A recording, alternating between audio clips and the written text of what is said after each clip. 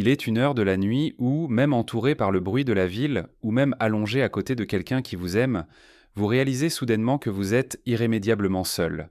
C'est un froid qui ne vient pas de l'extérieur, mais qui monte des entrailles.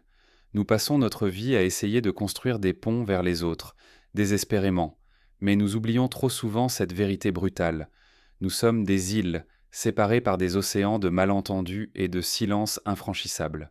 Cette solitude pèse lourd. Elle a la densité du plomb. C'est le fardeau d'être l'unique témoin de sa propre vie. Vous pouvez raconter votre journée, décrire votre douleur, partager votre joie, mais personne ne ressentira jamais la texture exacte de votre expérience. Nous sommes condamnés à traduire notre âme dans un langage que les autres ne comprennent qu'à moitié. Cioran disait, avec cette lucidité qui décape l'espoir, que nous sommes emmurés vivants dans notre propre conscience. Chaque tentative de sortie est un échec qui nous renvoie plus brutalement contre les parois de notre propre crâne. Alors, nous fuyons. C'est la tragédie moderne. Nous remplissons le vide avec le bruit numérique, avec des présences superficielles, avec l'illusion du contact. Nous avons peur du silence comme un enfant a peur du noir dans un couloir inconnu. Car dans ce silence, si on tend l'oreille, la vérité émerge. Personne ne viendra vous sauver de vous-même. Vous êtes à la fois le geôlier et le prisonnier.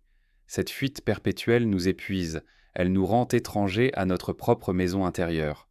Pourtant, il y a une dignité possible dans cette solitude si l'on cesse de la combattre comme une maladie.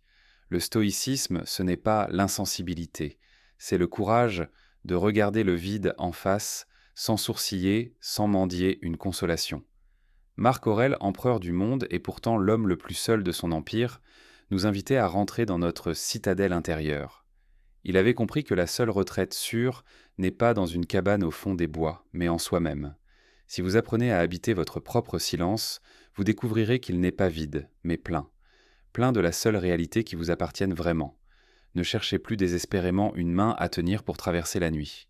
Apprenez plutôt à marcher dans l'obscurité sans avoir peur de vos propres pas. La solitude n'est une punition que si l'on attend qu'elle cesse. Quand on l'accepte comme notre condition naturelle, comme le socle rocheux de notre existence, elle devient le lieu de la vraie liberté. C'est le prix de la lucidité.